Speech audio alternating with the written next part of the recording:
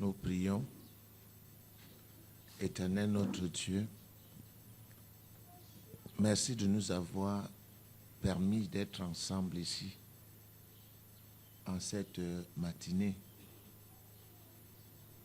pour échanger, pour louer, accomplir notre dévotion. Nous te sommes très reconnaissants d'avoir mis dans notre cœur la pensée de te connaître, la pensée d'échanger avec toi et la pensée, Père éternel et tout-puissant, d'apprendre auprès de toi. Merci parce que ces échanges sont bénéfiques et profitent à toutes les parties. Toi, tu as institué la prière pour qu'on puisse réclamer ce qui nous appartient de droit. Et tu nous as permis au travers de la prière aussi de pratiquer la louange et la reconnaissance. Et nous te sommes infiniment reconnaissants parce que cette louange et cette reconnaissance ouvrent les portes de l'impossible. En cette matinée, Dieu, nous voulons prier. Nous voulons, Père éternel et tout-puissant, te louer. Nous voulons aussi réclamer ce qui nous appartient par droit divin. Donne donc gloire à ton nom et permets que nous puissions ensemble résoudre nos problèmes.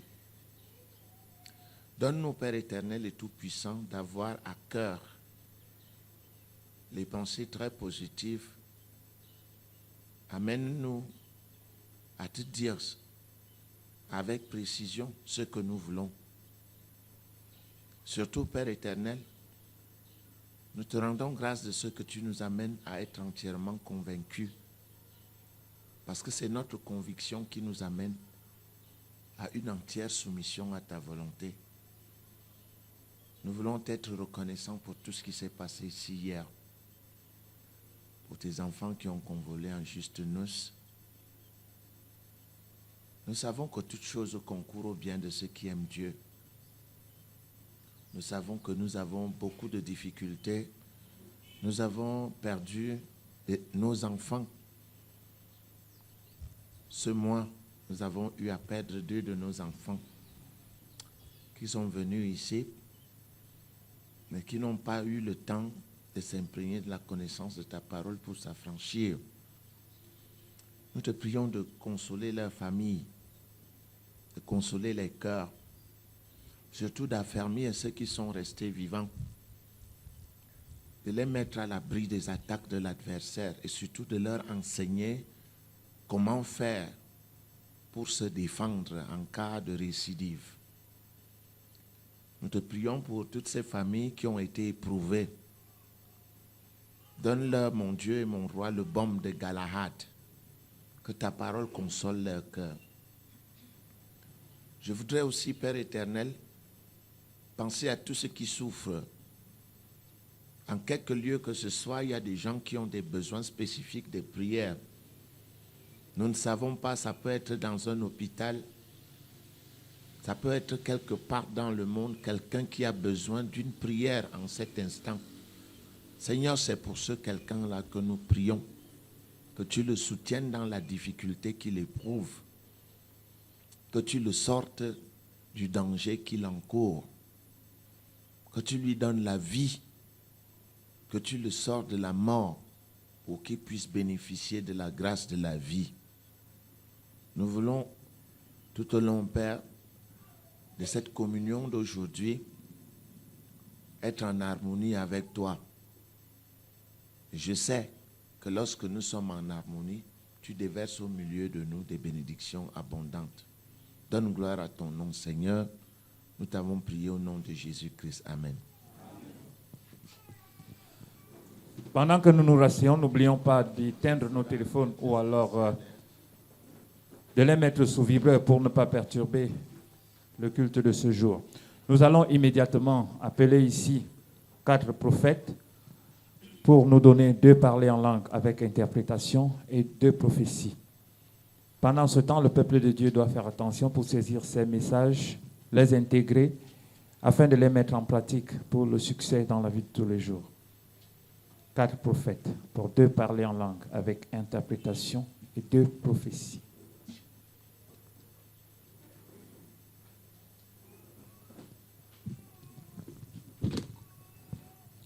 Dika Samaria ora kashama zaikutaji, beriam doroko sama jaikudariam, badar zikisheria orata kasama zaike, dikasho kasaria orata masi je kisharia ora. Je suis votre Père céleste. Je vous ai donné ma parole, cette parole qui est une lampe à vos pieds, une lumière sur votre sentier. Je vous recommande, mes enfants bien-aimés, à revenir chaque fois dans cette parole. Que cette parole soit votre seule règle de foi et de pratique. Que cette parole vous conduise de jour comme de nuit et demeurez dans cette parole afin que vous soyez vainqueurs contre toutes les attaques de l'ennemi et afin que vous puissiez renverser tous ses plans dans votre vie.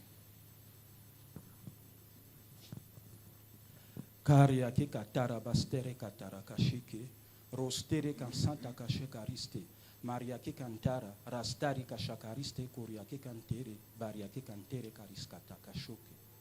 Je suis l'Éternel, votre Dieu.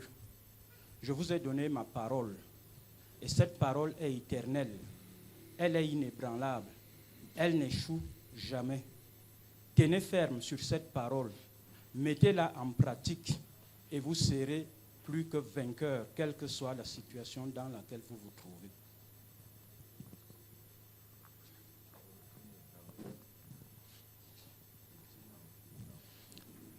Il est un Dieu d'amour. Il vous a créé en Jésus-Christ pour que vous formez un seul corps. Soutenez-vous les uns les autres. N'abandonnez pas vos assemblées, car c'est dans la communion fraternelle qu'il déverse ses bénédictions en abondance. Mettez en pratique la parole de Dieu et vous serez appelés enfants de Dieu. Marchez par l'esprit et non par la chair. N'accomplissez pas les œuvres de la chair et votre Père sera glorifié en vous. Tenez ferme dans ce qui vous est enseigné afin d'accomplir, afin de vaincre et de renverser tous les traits enflammés du malin et de l'ennemi. Je vous aime.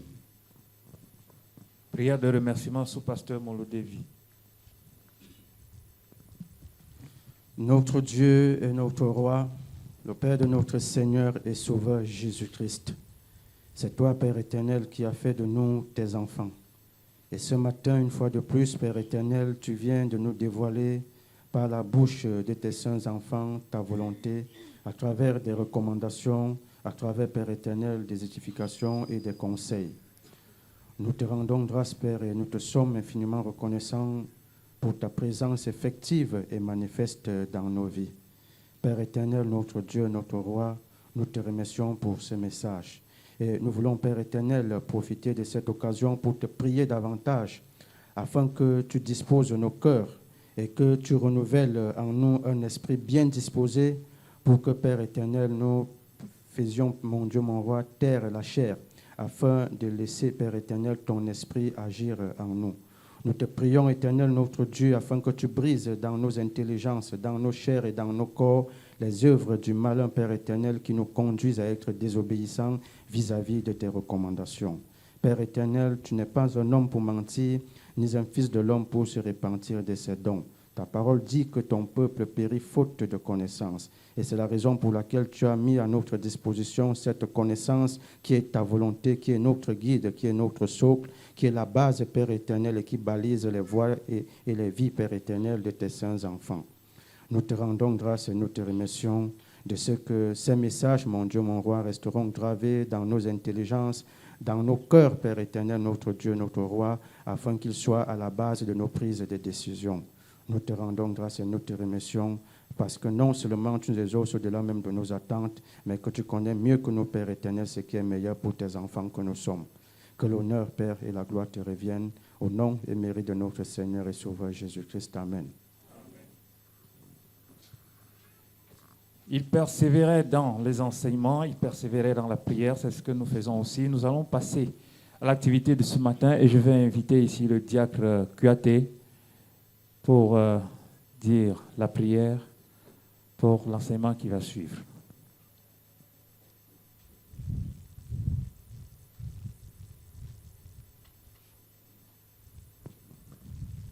Éternel notre Dieu, notre roi, Père de notre Seigneur Jésus-Christ, qui vient maintenant devant nous, devant le trône de ta grâce ce matin, présenter l'activité du culte de ce matin.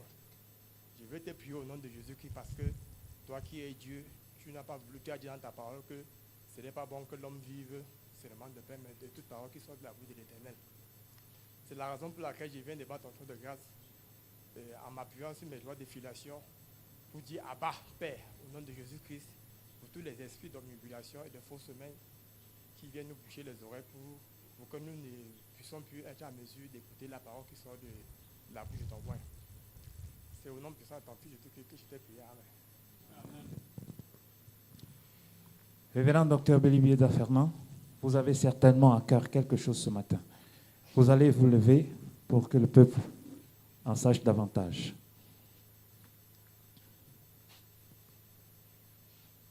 Que Dieu vous bénisse au nom de Jésus-Christ. Vous êtes fatigué? Non, mais ça répond étant timide. Vous n'avez pas dormi? La fête était bonne? La fête était très grande alors. Voilà. J'aimerais que nous prions aujourd'hui. Ce dimanche, je souhaite qu'on fasse vraiment la prière. Mais avant de rentrer dans cette activité de la prière, je souhaite que nous lisions un peu les Écritures pour voir comment est-ce que Dieu classifie les gens dans leur écoute, l'écoute de la parole. Ce document, ce livre que nous avons lire montre en effet que la parole doit prévaloir. Elle doit prévaloir dans notre intelligence. La parole, autant pour moi, doit avoir une grande place dans notre intelligence. Et Jésus-Christ a pris soin de montrer cela à ses apôtres à travers une très grande parabole que la Bible, lui, second, appelle la parabole du semeur.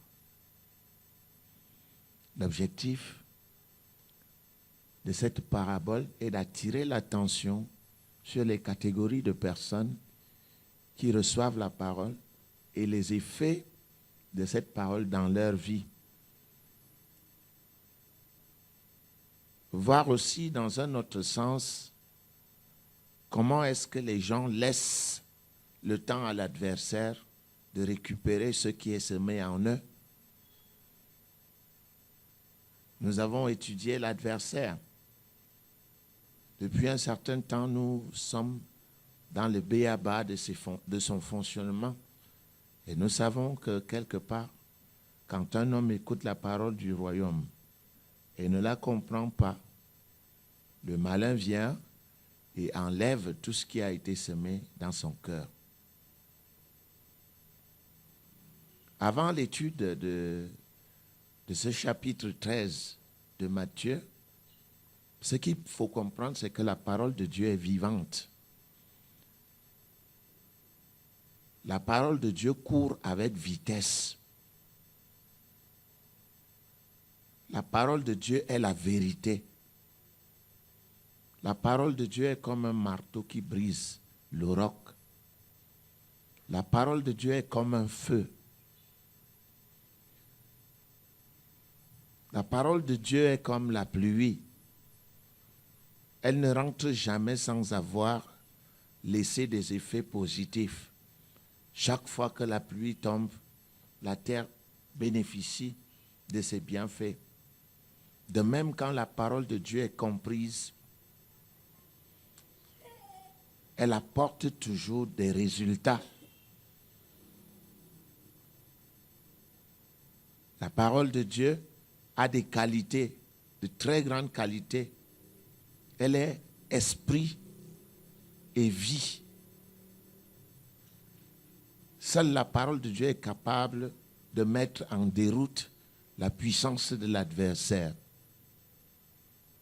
Voilà pourquoi l'écoute de la parole de Dieu doit être une écoute attentive.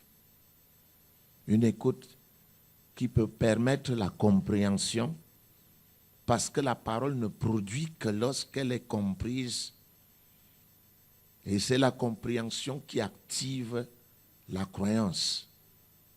Et vous vous souvenez de Hébreux 11, 6, sans la croyance, il est impossible de lui être agréable.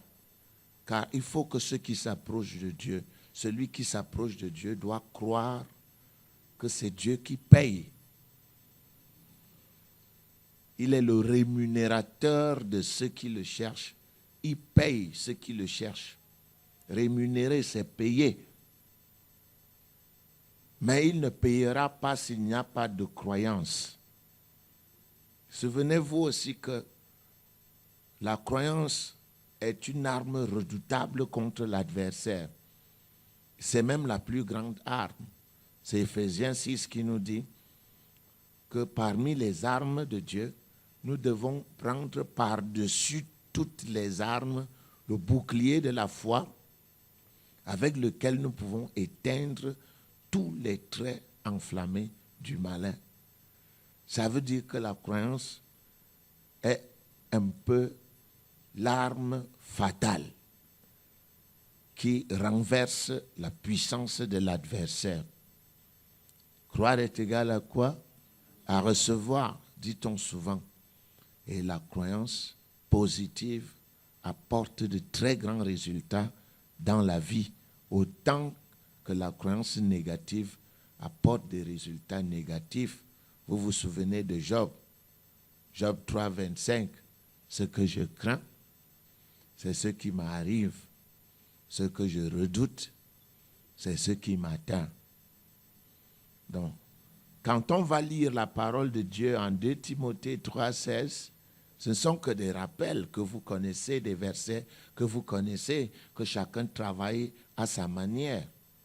On voit en 2 Timothée 3, 16 que toute écriture est utile pour enseigner comment croire, pour corriger quand on croit mal, pour convaincre quand on ne croit pas du tout. Ceci ayant afin que l'homme de Dieu soit accompli, qu'il soit complet, qu'il soit complètement, absolument complet pour pouvoir faire les bonnes œuvres, dont la parole a un but lorsque Dieu nous la donne. Elle a un très grand but. C'est pourquoi si vous négligez la parole de Dieu, commencez à la prendre au sérieux. Elle est simple et limpide, mais elle produit des effets formidables. Vous savez, dans la vie, toute autre chose ne produit que des conséquences, hein? Mais la parole de Dieu produit des bons résultats. Alors, je voudrais maintenant que j'ai un peu situé le thème pour vous permettre de prendre au sérieux la parole de Dieu. Je voudrais maintenant qu'on lise cette parabole qui était adressée à des gens qui ne faisaient de Dieu aucun cas. Mais aujourd'hui, nous pouvons lire cette parabole et mieux la comprendre parce que nous prenons Dieu au sérieux. Matthieu 13,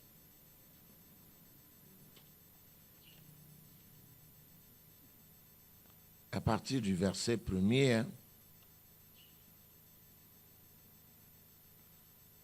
on avance et puis de temps en temps on s'arrête un peu pour regarder en arrière. Je vais citer la parabole. Vous avez la page? Matthieu 13, verset 1. Ce même jour, Jésus sortit de la maison et s'assit. Il s'assit au bord de la mer. Une grande foule s'étant assemblée auprès de lui, il monta dans une barque et il s'assit. Toute la foule se tenait sur le rivage. Verset 3. Il leur parla en parabole sur beaucoup de choses. Les paraboles sont des figures de rhétorique, une manière de dire. Ce n'est pas une vérité littérale. Hein, vous voyez, les gens prennent toujours certaines paraboles de Jésus-Christ pour vraies, comme la parabole de Lazare. Lui-même dit bien la parabole de qui? De Lazare. La parabole est une manière de parler.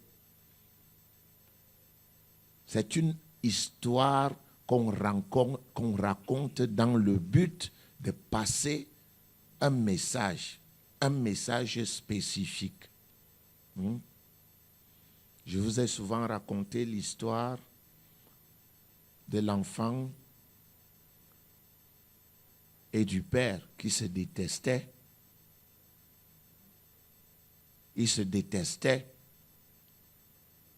Le père n'aimait pas son fils. Il l'avait en horreur. Mais le père était une grande personnalité. Et un jour, ce dernier a chassé son fils de la maison. Au bout de quelque temps, des gens ont ourdi un complot pour tuer ce monsieur. Et son fils a eu vent du complot et il savait où, quand et comment on allait tuer son père. Il prit donc une feuille de papier et il écrivit dessus une lettre à l'attention de son père. Et dans la lettre, il dévoilait au père le complot de sa mort et à la fin, il lui disait de ne pas boire le verre de vin qu'on allait lui donner lors des célébrations à la fin de la réunion. Et il a donné la lettre au majordome. Le portier a effectivement accompli sa mission lors de la réunion. Il est allé remettre la lettre au père.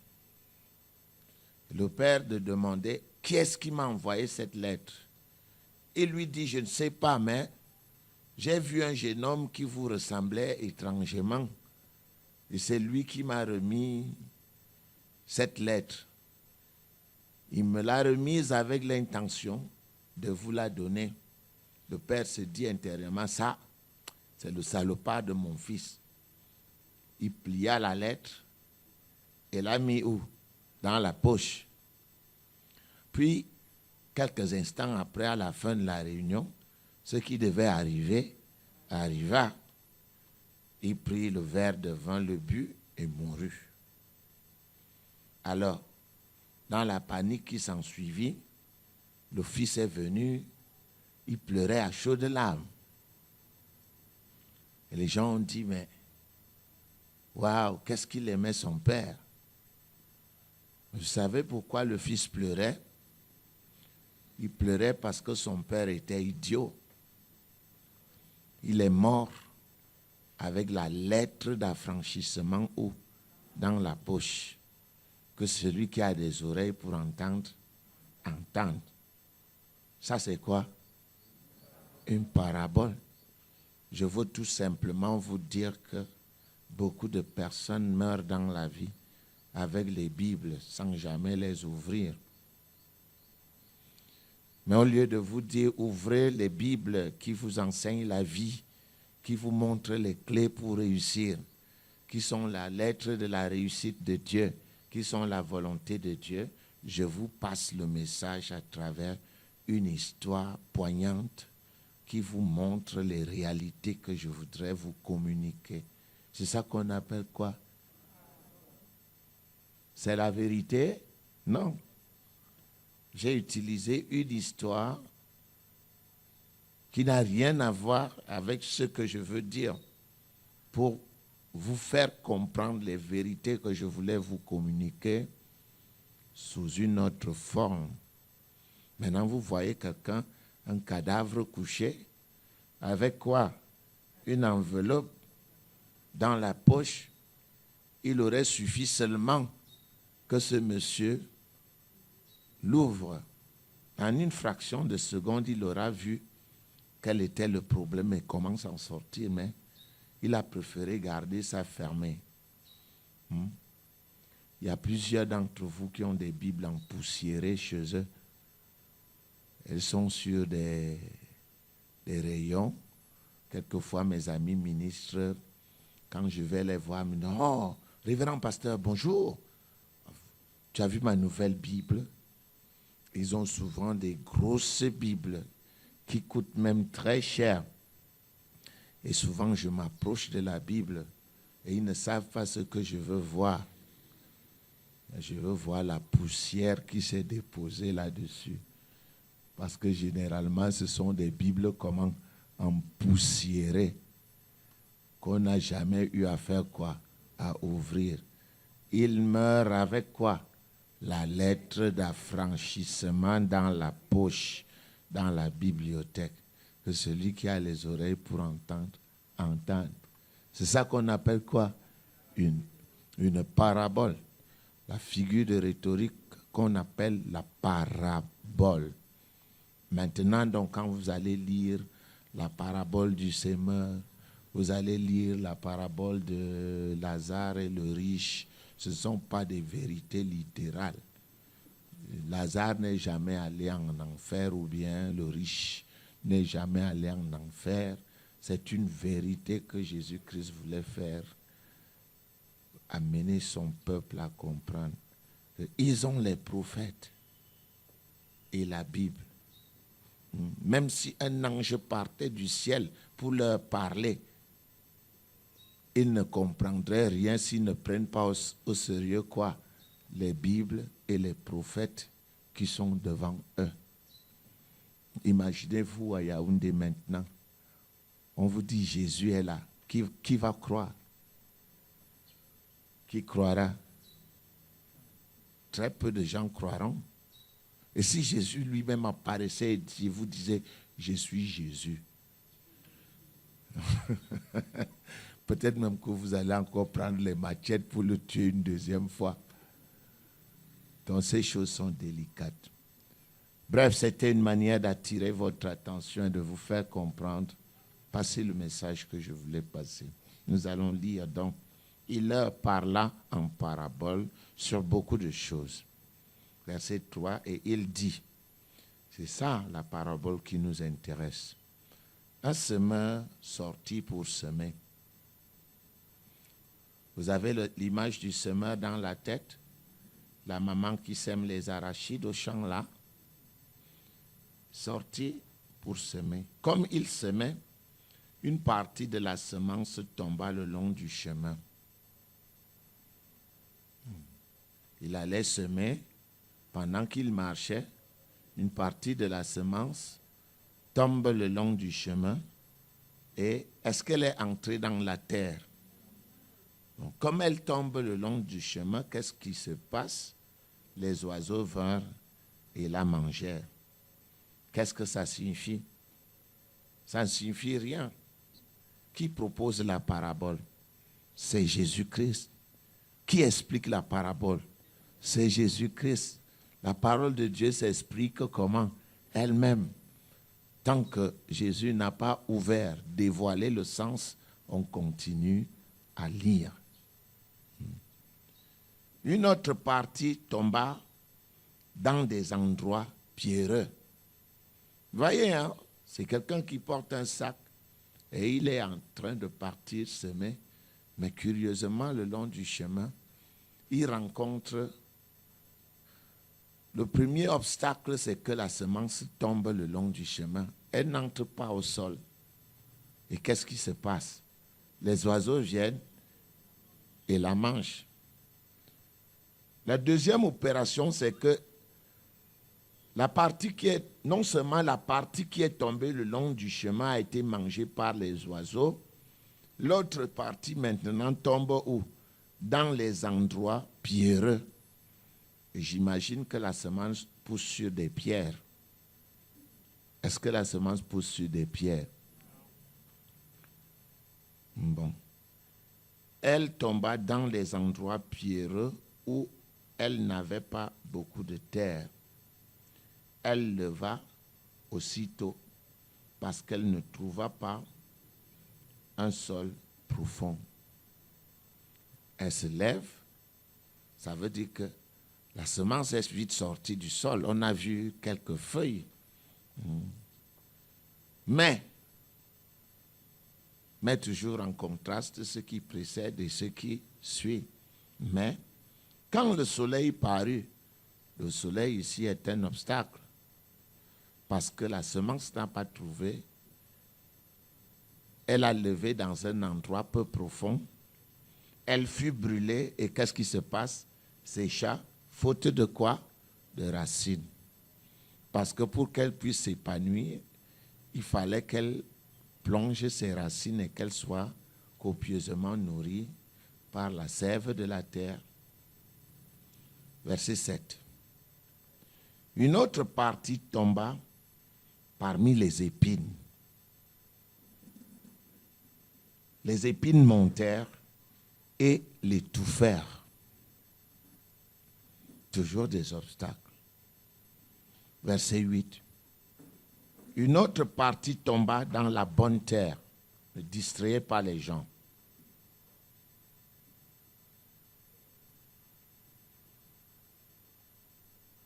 Une autre partie tomba dans la bonne terre. Ça veut dire que ici, la semence trouve tout ce qu'il lui faut pour croître. Elle donna du fruit, un grain 100, un autre 60, un autre 30. Fin de citation. Jésus arrête là et il dit quoi?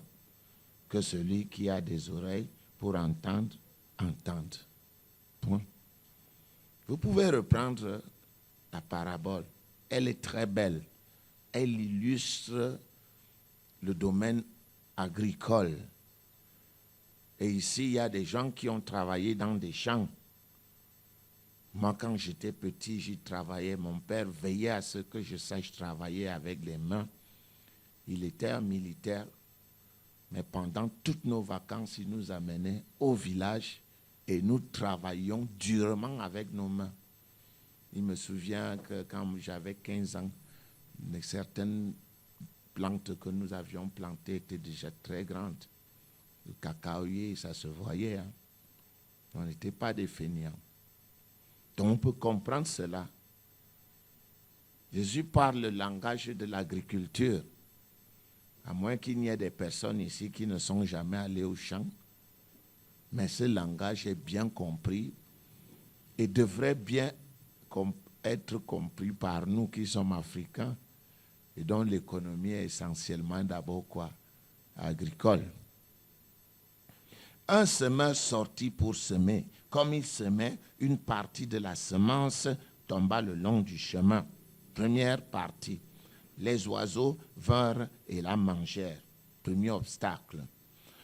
Une autre partie tomba dans les endroits pierreux.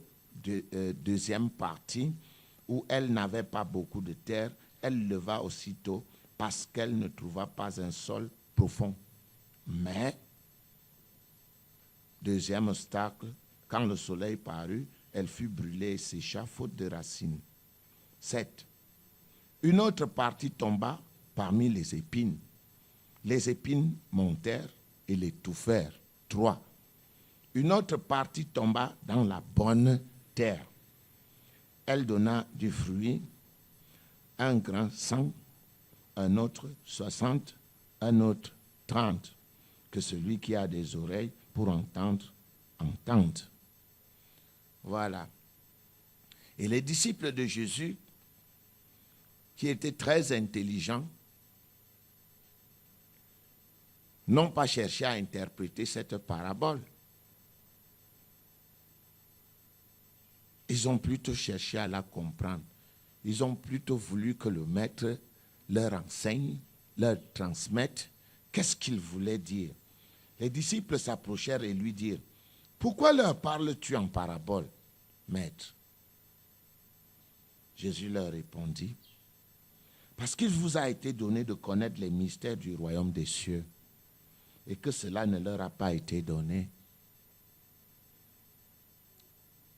Il y a toujours ici, j'ai enseigné ici il y a longtemps la réception subjective et la réception comment? Objective. Dieu ne choisit pas les gens qui doivent comprendre et des gens qui ne doivent pas comprendre. Ça, il faut que vous le compreniez une bonne fois pour toutes. Il y a ce qu'on appelle en Dieu la préscience, c'est-à-dire connaître avant. Dieu connaît avant le choix que vous allez faire. Dieu connaît avant le choix que vous allez faire. J'ai un professeur qui enseignait ça très bien. Il montrait que vous avez un ami, vous savez qu'il mange les spaghettis. Vous l'invitez chez vous, vous faites une armoire, vous mettez les spaghettis, vous mettez les oranges, vous mettez les patates. Vous savez que quand il va ouvrir la fenêtre, quand il va ouvrir l'armoire, il va prendre quoi? Les spaghettis. Mais vous lui donnez la possibilité de prendre quoi? Autre chose. Les patates, le chocolat. C'est ça qu'on appelle la préscience de Dieu. On dit, Dieu nous a élus avant la fondation du monde. Cette élection-là ne veut pas dire que Dieu nous a choisis et il a oublié de choisir certains. Ça veut dire qu'avant la fondation du monde, Dieu savait le choix que nous ferions face à sa parole. C'est pour cela qu'il peut nous choisir. Ça se comprend? Il peut nous choisir parce qu'il sait que notre réponse vis-à-vis de sa parole sera positive. Ça ne veut pas dire qu'il est entré, il a trouvé tout le monde, et il a pris certains et il a laissé des autres. La Bible dit que Dieu ne fait point exception de personne. Donc il faut comprendre ça aujourd'hui. La préscience de Dieu, ce que l'homme n'a pas. L'homme découvre les réalités au fur et à mesure qu'elles se dévoilent à lui. Dieu ressemble à un aigle qui plane. Et l'aigle, d'un seul coup d'œil, voit tout ce qui se passe. Il voit en même temps le cours d'eau qui passe d'un côté, en même temps le feu de brousse qui vient de débuter à tel endroit. De l'autre côté, il voit la proie qu'il cherche. Pourquoi? Parce qu'il a une vue d'ensemble, tandis que l'homme, lui, découvre au fur et à mesure. Et l'homme, quelquefois, pense avoir la connaissance à travers les sens. Il peut arriver que nous soyons dans une brousse. Quelqu'un est perché sur un arbre, mais nous marchons dans la forêt. Quelqu'un nous dit, n'allez pas devant vous. Il y a un feu de brousse qui s'est déclenché. Vous serez pris au piège. Comme vous ne sentez pas la chaleur et que la forêt est toute propre, pas de fumée, vous dites quoi? Laissez-moi choisir moi-même. Mais qui voit mieux? Celui qui est perché sur un arbre ou celui qui marche sur terre? Ça, c'est Dieu. Il voit tout d'un seul coup d'œil. Tandis que l'homme, lui, découvre instant après instant. Voilà pourquoi on peut parler de l'élection. Dieu qui choisit avant la fondation du monde. Parce que Dieu connaît le choix que tu vas faire lorsqu'on te présentera sa parole. C'est ça. Bon, maintenant, il dit donc, il leur répondit, parce qu'il vous a été donné de connaître des mystères du royaume des cieux, il leur a été donné pourquoi? Il leur a été donné parce que c'est eux qui devaient faire des efforts pour comprendre.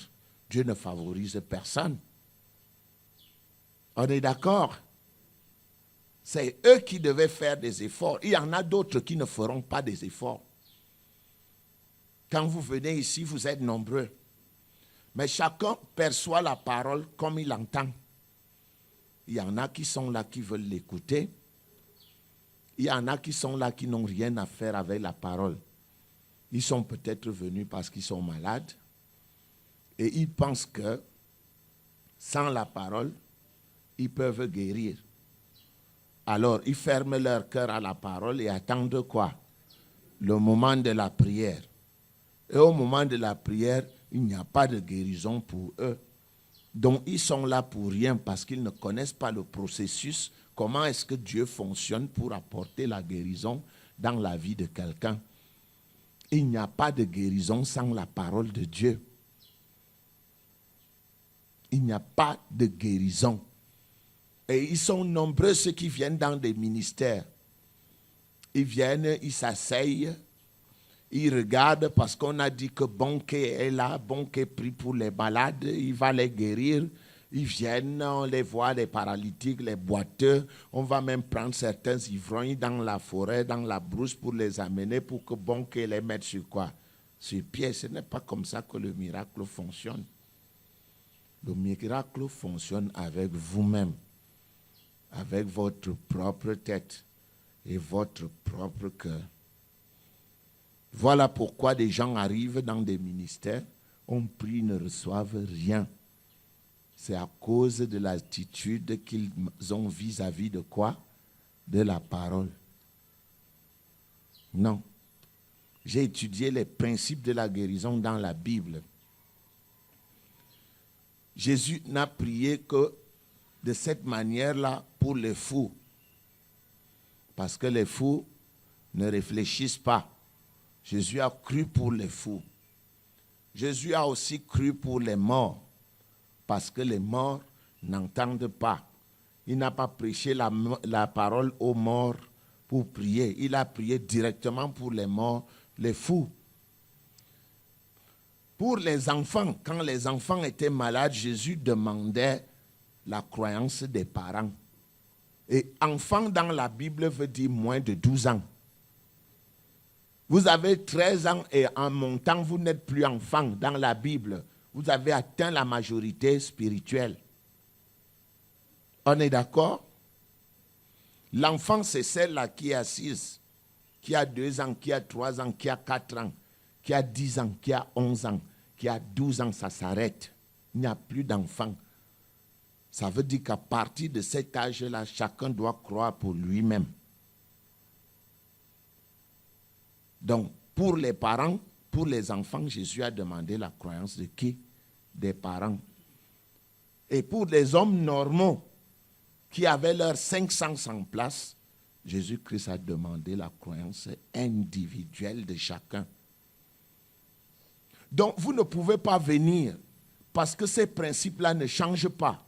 C'est les mêmes principes. Dieu est comment? Je suis l'Éternel, je ne change pas. Jésus est comment? Le même hier, aujourd'hui et éternellement. Si hier, il a prié pour les fous, parce que les fous ne réfléchissent pas, et que 1 Corinthiens 11 nous demande d'être des imitateurs de Jésus, nous pouvons prier pour les fous et leur apporter la guérison. Nous pouvons prier pour les enfants en exigeant la croyance de qui? De leurs parents.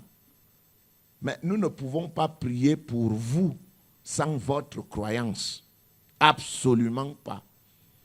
Nous pouvons prier pour les morts sans demander rien, quoi que ce soit. Mais si nous remarquons qu'il y a des moqueurs dans la salle, vous vous souvenez, jeudi soir, j'ai été amer avec des gens qui étaient ici, qui se sont mis à rire quand je priais pour... J'étais amer avec eux. Ce sont des gens qui ne servent à rien. Il faut les mettre où? Il faut les mettre où? Quand vous priez, quand vous regardez les principes de prière de Jésus-Christ, vous apercevez que quand il entrait quelque part et notait que ceux qui étaient là ne pouvaient lui être d'aucun apport spirituel, qu'est-ce qu'il faisait? Il les mettait dehors. Et même mon enseignant à moi le faisait. Si on a une réunion de 100 personnes et qu'on décide de faire une chose, on passe au vote. Quand on passe au vote, 99 disent oui. Une personne dit non, on arrête la réunion. On dit à la personne qui a dit non de se mettre d'abord où? Dehors.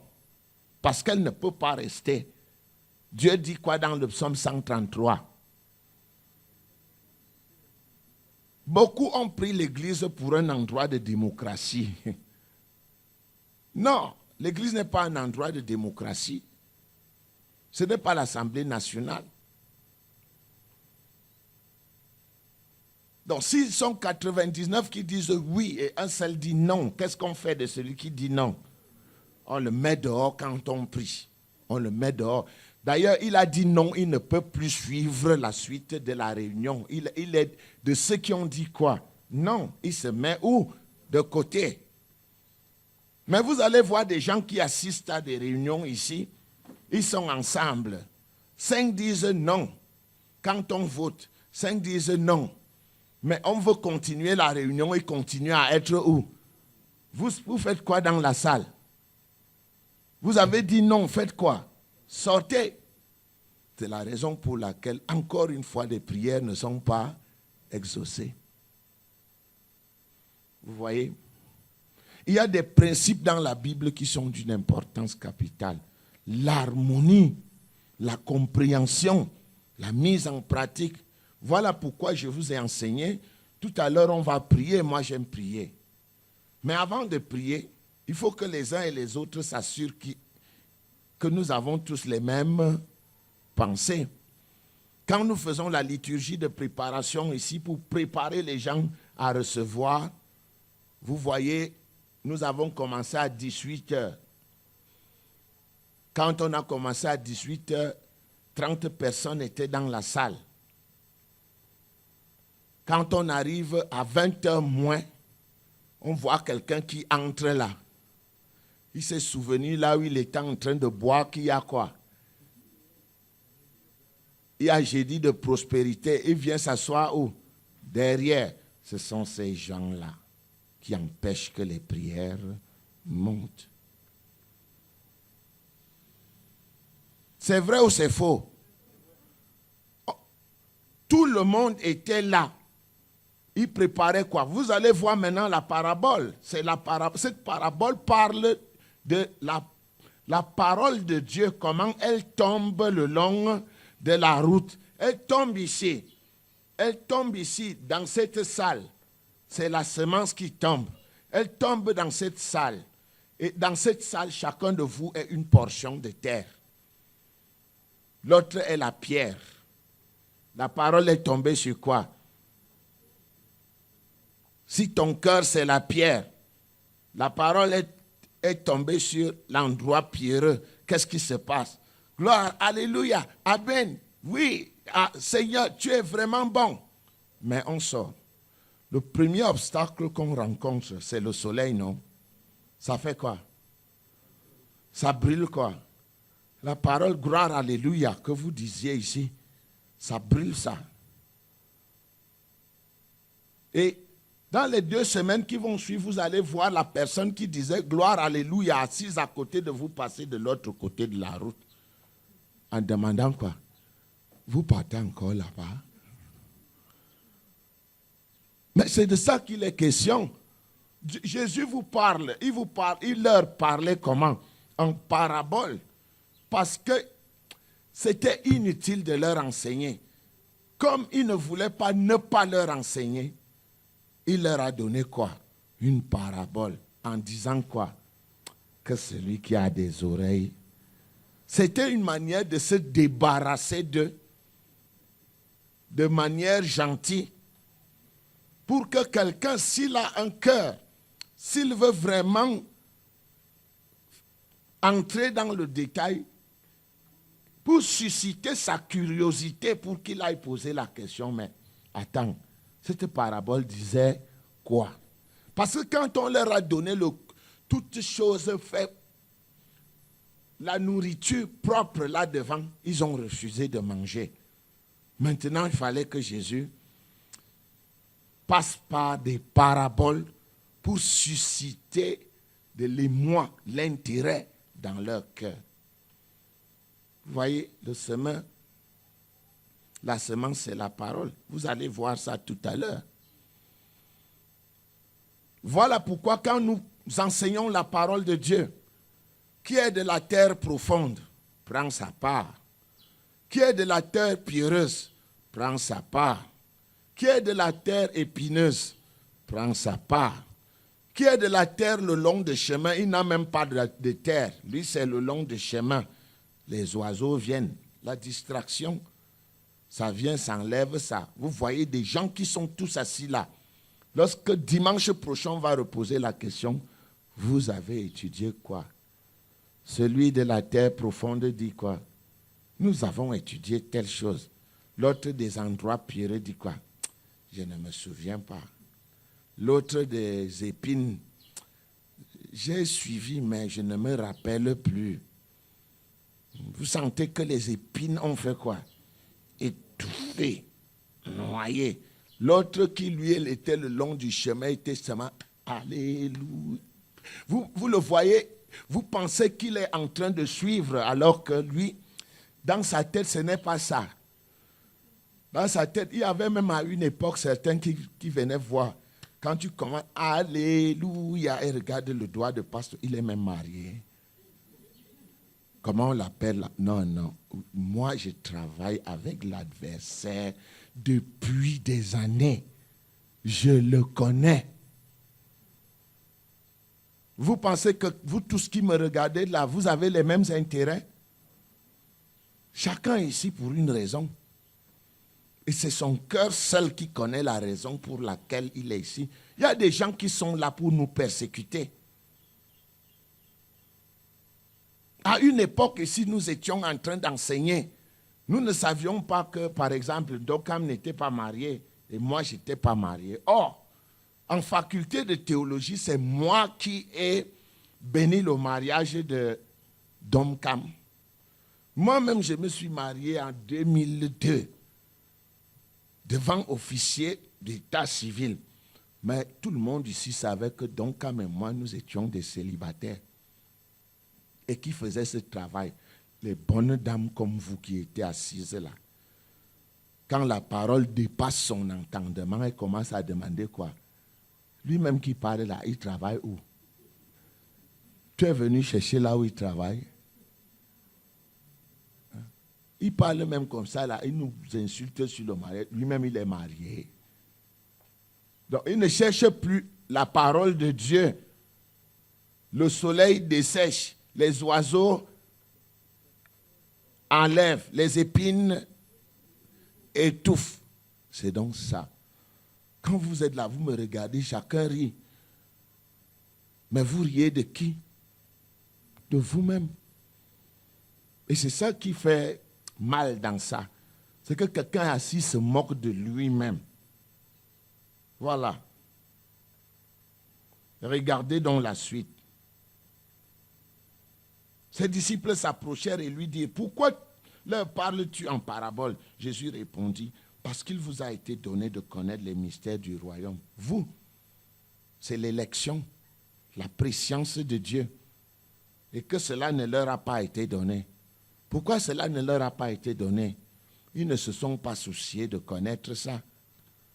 Voilà pourquoi on donne l'impression que Dieu n'a pas voulu leur donner, alors que les vérités là étaient là, ils ont dit, ah. Hein? Ça se passe comme ça. Et la suite du texte dit quoi? C'est pourquoi je leur parle en parabole. Parce qu'en voyant, ils ne voient point. Et qu'en entendant, ils n'entendent ni ne comprennent. Et pour eux s'accomplit cette prophétie d'Ésaïe. Vous entendrez de vos oreilles et vous ne comprendrez point. Vous regarderez de vos yeux et vous ne verrez point. Car le cœur de ce peuple est devenu insensible. C'est le cœur qui est la terre dans laquelle on plante. Si ton cœur est insensible, il va être le long du chemin, il va être les pierres, il va être les épines. Ils ont endurci leurs oreilles et ils ont fermé leurs yeux, de peur qu'ils ne voient de leurs yeux et qu'ils n'entendent de leurs oreilles, qu'ils ne comprennent de leur cœur, qu'ils ne se convertissent et que je ne les guérisse. Et ça se passe souvent ici. Les gens, il y en a même certains qui croient qu'ils comprennent. Et dès qu'on commence l'enseignement, ils quittent. Ils vont former des groupes derrière. Soit à la radio, soit... Je connais tout ça. C'est une perte de temps. Mais heureux sont vos yeux parce qu'ils voient et vos oreilles parce qu'elles entendent. Je vous le dis en vérité, beaucoup de prophètes et de justes ont désiré voir ce que vous voyez. Même aujourd'hui, vous allez tourner 1000 églises. Vous ne verrez pas ce qu'on vous montre là. Ça, c'est une bénédiction de Dieu que vous soyez capable de voir ce qu'on vous montre là et que vous en soyez conscient. Et ne l'ont pas vu entendre ce que vous entendez et ne l'ont pas entendu. Verset 18. Vous donc, écoutez que signifie la parabole du semeur. Qui a donné la parabole? Qui donne la signification? Voilà, verset 19. Lorsqu'un homme écoute la parole du royaume et ne la comprend pas, le malin vient et enlève ce qui a été semé dans son cœur. Cet homme est celui qui a reçu la semence le long du chemin. Il ne comprend pas. Quand tu ne comprends pas, ton image c'est quoi? Le long du chemin. Soit le malin va venir enlever. Le malin là, ce sont les oiseaux. Les oiseaux sont venus et ont fait quoi? Ils ont enlevé. C'est ton attitude de cœur. Est-ce que tu pries Dieu de comprendre, de te permettre de comprendre sa parole? On ne comprend pas la parole de Dieu par force. Et il n'y a que Dieu lui-même qui soit capable de te faire comprendre sa parole. Donc quand tu viens au culte, commence par dire quoi à Dieu? Seigneur, je m'en vais à l'étude biblique pour comprendre, apprendre, écouter ta parole. Permets-moi de la comprendre. C'est la première attitude. Permets-moi de la comprendre. Permets-moi de la comprendre. Dis à ton voisin. Écris ça dans ton cahier. Écris en rouge. Dieu, permets-moi de comprendre ta parole. C'est ça. Pas de permission, pas de compréhension. C'est Dieu qui te permet la compréhension de sa parole. Donc avant l'écoute de la parole, prie Dieu. Tous ceux qui n'ont pas prié Dieu, ils n'ont rien compris. Cette parole est le chant de Satan. C'est un chant de guerre. Satan sait que si vous comprenez, vous serez délivrés. Et qu'est-ce qu'il fait? Il vous met dans l'ignorance. Mon peuple est détruit parce qu'il lui manque la connaissance. Satan est là. Alors, quand tu veux t'approprier la parole de Dieu, quand tu veux que la parole prévale dans ton intelligence, elle ne peut prévaloir que parce que tu la comprends. Dis quoi à Dieu? Permets-moi de comprendre. Voilà, c'est le verset 19. Lorsqu'un homme écoute la parole du royaume et ne la comprend pas, la compréhension vient aussi de ton attitude. Tu ne peux pas venir t'asseoir pendant que j'enseigne, tu as ton appareil de téléphone. Hein? J'ai vu ça ici. Dès que vous commencez à enseigner, on ouvre le téléphone, on commence chac, chac, chac, chac, chac, chac, chac, chac, chac, chac, chac, chac, chac, chac. Pendant que la parole de Dieu passe, lui, il est dans les jeux. Et quand on veut commencer la prière, c'est en ce moment-là qu'il pense que c'est sérieux. Il fait quoi? Il éteint l'appareil, mais le vrai est passé.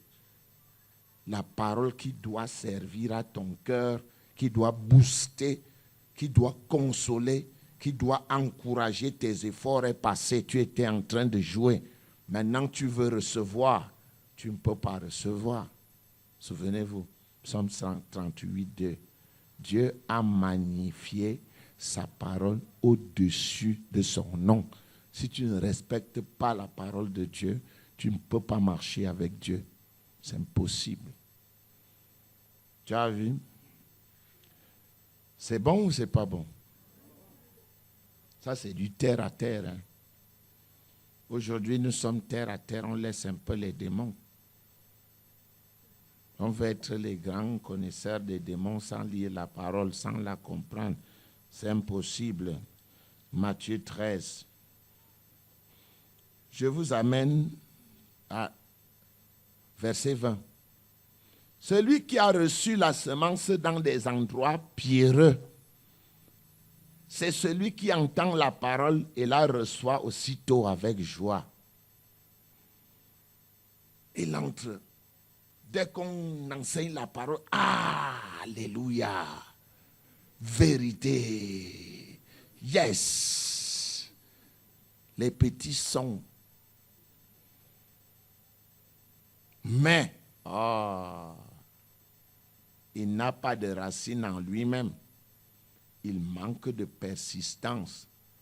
C'est généralement les gens qui disent à Dieu, j'ai 5 minutes.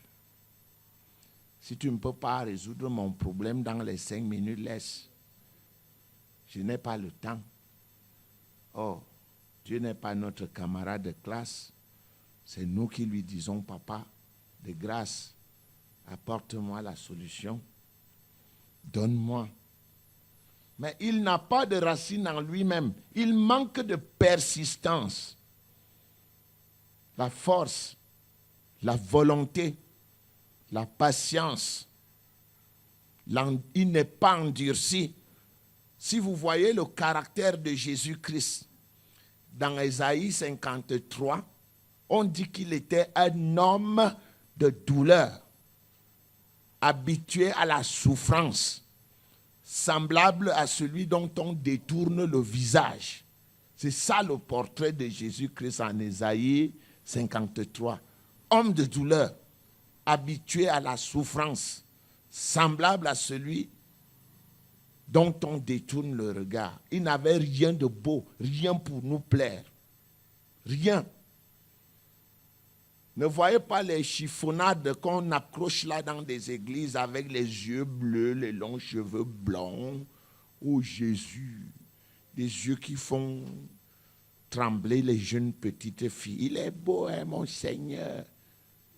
Il n'avait rien pour nous plaire. Il était moche. Jésus était laid physiquement. Vous voulez le portrait de Jésus, lisez Ésaïe 53, vous le verrez. Homme de douleur et habitué à quoi? À la souffrance. Dieu a mis son fils à l'école de la souffrance parce qu'il devait sauver le monde comment? Par la souffrance. Vous ne voyez pas un gringalet qui n'a jamais supporté quelque chose. On lui donne une coupe comme celle que Jésus, même étant habitué à la souffrance, il a quand même d'abord dit au Père quoi? Éloigne de moi. Ça, vraiment, l'autre, c'est du costaud. Éloigne, éloigne. 3 fois, jusqu'à 3 fois. Il a même fallu que les anges viennent le fortifier pour qu'il soit convaincu. Vous voyez, tout n'est pas facile. Dans la vie, tout ne vient pas comme par enchantement. Il y a même des choses qui doivent venir avec retard. J'ai des enfants aujourd'hui qui sont devenus des grands fonctionnaires. J'en parlais avec un des fonctionnaires internationaux. Jusqu'à récemment, en 3 mois, c'était des petits garçons qui étaient avec nous ici. Maintenant, ils ont des grandes positions dans les administrations internationales. Alors moi, j'étais très intéressé de causer avec l'un l'autre jour. Je lui dis, mon fils, à quoi t'as servi? Tu ne pleures plus? Oh, pasteur, c'est très difficile, tu ne pleures plus. Il dit, non, c'est même ça qui me sert maintenant d'être fort. Ça veut donc dire que c'est cette expérience de souffrance qui nous amène à apprécier les choses. Ce sont les pierres qui font chanter le ruisseau. Hein? Ce sont les pierres qui sont là-dedans. Donc Dieu a préparé la tribulation aussi pour nous. La tribulation fait partie du plan de Dieu pour notre élévation. Hein? Donc quand tu trouves la tribulation dans ta vie, ne la prends pas seulement négativement. Tout ce que Dieu fait est bon. On m'a raconté une histoire qui m'a fait beaucoup rire. Tout est grâce. On m'a enseigné qu'il y a quelqu'un qui avait un ami, il était roi. Et chaque fois qu'il était avec son ami, il lui disait, tout est grâce. Le roi s'énervait, il dit au roi, tout est grâce. Voilà. Un jour, il est allé à la chasse avec le roi. Il y a eu un coup de feu qui est parti et le doigt du roi s'est coupé. Le roi l'a mis en prison. Il dit, tout est grâce. Parce qu'au moment où le roi se met à crier, il dit, tout est grâce. Le roi dit, quoi? À moi? Le roi le prend et le jette en prison. Voilà.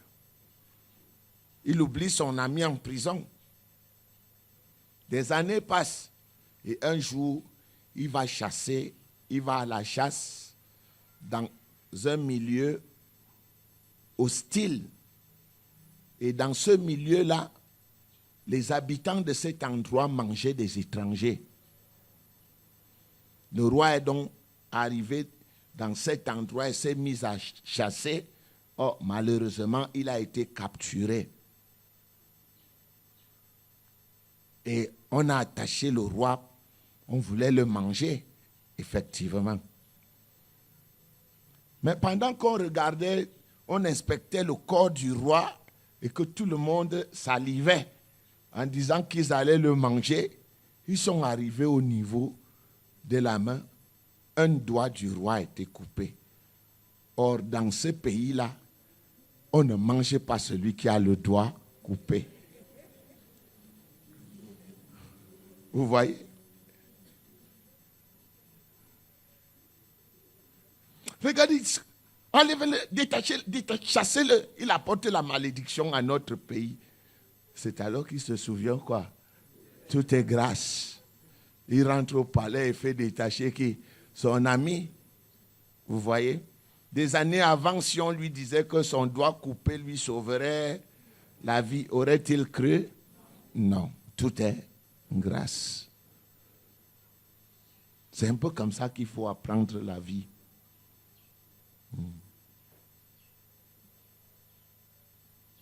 Voilà. Regardons. Verset 21. Mais il n'a pas de racine en lui-même. Il manque de persistance. Et dès que survient une tribulation ou une persécution à cause de la parole, il y trouve une occasion de chute. Alors, beaucoup d'enfants sont persécutés dans leur maison. Il me souviens même, il y a beaucoup d'années, ses parents l'ont chassée de la maison parce qu'elle étudiait la parole. Et des années après, je vois ses parents ici, et ils sont même les plus engagés. Et j'ai dit, c'est formidable, tout est grâce.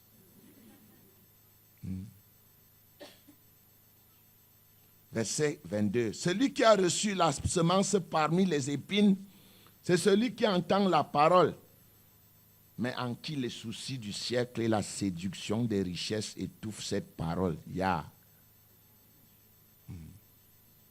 Il entend la parole, mais il veut vite s'enrichir. Quand les soucis arrivent là, il ne pense plus à la parole. Allons chez les pygmées, il est là. Hein? Écoute bien, tu es là, tu es là. Chacun de nous se trouve dans ces gens qu'on vient de décrire là. Chacun est là. Si tu es honnête, toi-même, tu sais ta position. Et c'est ça qui est formidable avec la parole de Dieu. C'est qu'on parle de toi. Si tu es conscient, toi-même, tu sais ta place. Vrai ou faux? Mais, quel silence.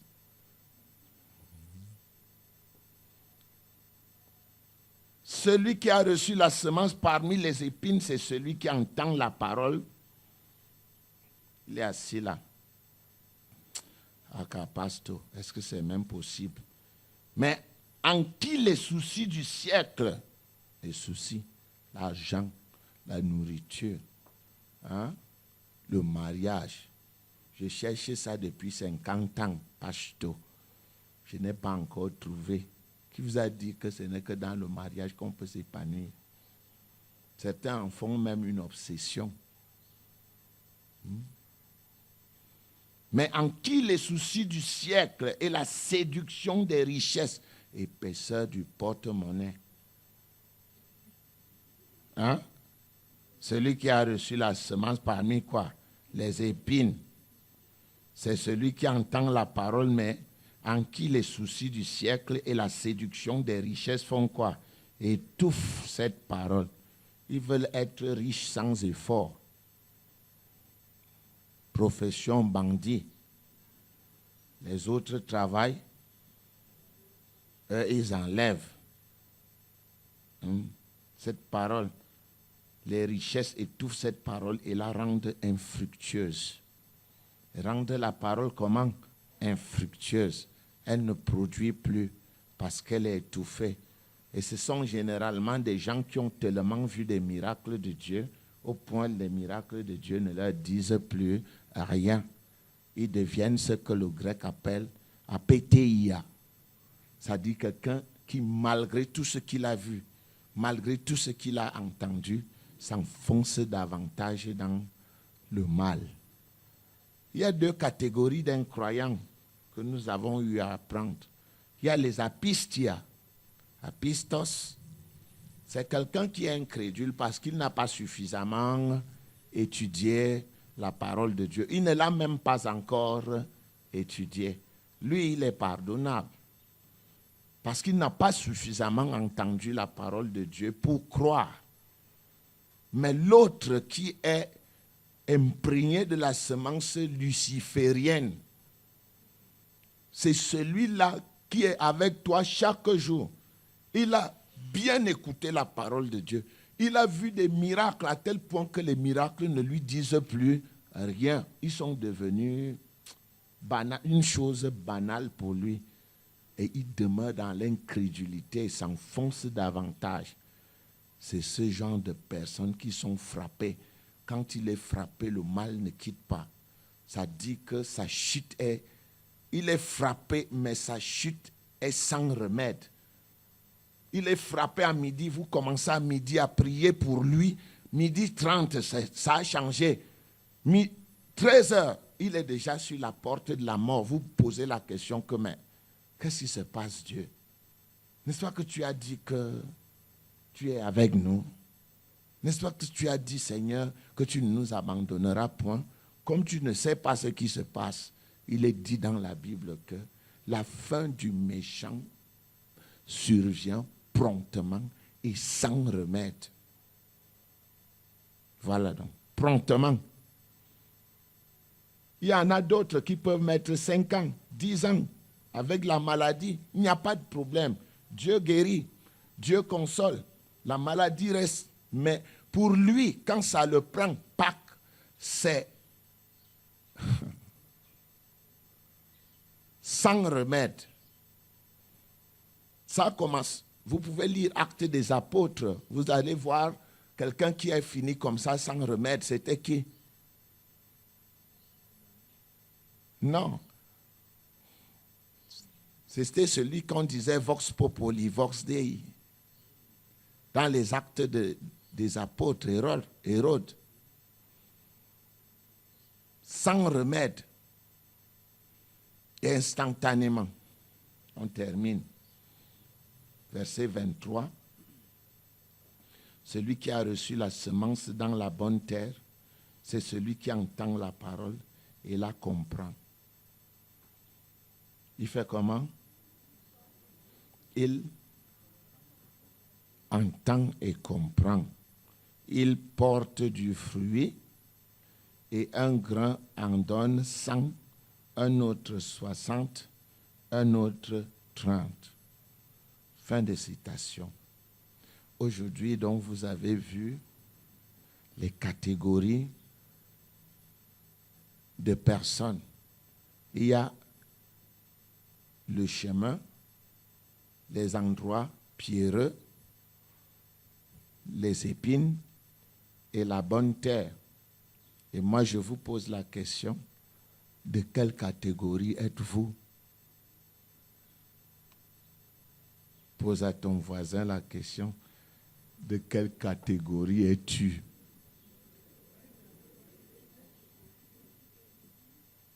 Non, vas-y, de quelle catégorie es-tu? Voilà. Maintenant, c'est à toi-même de répondre. Bien. Non, non, non. Vous avez vu 4, non? Le long du chemin, les pierres, les épines, la bonne terre. Quelle est ta catégorie? Tout ça, c'est la symbolique du cœur. Hein? Un cœur, c'est le chemin, il n'y a rien. Ça se confond avec la phronéma. Hein? Un cœur qui se confond avec la phronéma. Un autre cœur qui est pierreux. Vous vous souvenez de Jérémie 23, 29? Ma parole n'est-elle pas comme un marteau qui fait quoi? Qui brise le roc. C'est la parole qui ôte les pierres là. Et l'autre c'est quoi? Les épines. Est-ce qu'il est facile d'aller mettre son pied dans les épines? Vous allez vous piquer, chers frères. Prenez la machette, l'épée de l'esprit et faites quoi? Découpez les épines. Que Dieu vous bénisse au nom de Jésus-Christ. Nous prions. Éternel Dieu Tout-Puissant, Père de notre Seigneur et Sauveur Jésus-Christ, nous te bénissons, nous te rendons grâce pour des moments très agréables que nous avons passés avec toi. Nous sommes venus ici aujourd'hui pour recevoir l'eau vive qui vient de toi. Et aujourd'hui, tu nous as enseigné dans ta parole que nous devons avoir des cœurs disposés pour recevoir ta parole. Que notre cœur soit comme la bonne terre, afin que cette parole produise des fruits. Merci Père éternel, Dieu Tout-Puissant, parce que chacun de nous ici présent va rentrer et travailler afin que le cœur soit vraiment disposé pour recevoir la parole et la mettre en pratique dans sa vie pour que ça produise des fruits. Nous bénissons ton saint nom, Père éternel, Dieu Tout-Puissant, et nous te disons merci pour ton nom que tu ne cesses de faire grandir dans la connaissance de ta parole pour ta plus grande gloire. À présent que nous allons rentrer chez nous, grand Dieu, grand roi, nous te prions au nom de Jésus-Christ afin que tu bénisses. Nous te disons même merci parce que tu dis que tu nous as bénis à notre arrivée, tu nous as bénis à notre départ. Nous sommes convaincus que nous allons rentrer chez nous dans de très bonnes conditions. Nous te présentons, Père éternel, Dieu Tout-Puissant, la semaine qui va commencer. Afin, Père éternel, Dieu Tout-Puissant, que tout ce que nous allons entreprendre se transforme en bien. Tout ce que nous allons faire se fasse dans de très bonnes conditions. Que tes anges campent tout autour de nous pour nous arracher de tout danger. Que même si dans nos marches nous buvons des breuvages mortels, qu'ils ne nous fassent point de mal. Et que ton esprit qui est manifeste en nous mette l'adversaire en déroute dans tous les aspects de notre vie. Au nom puissant et merveilleux de Jésus-Christ, reçois l'honneur, la gloire d'éternité en éternité. Au nom de Jésus-Christ, nous avons prié. Amen.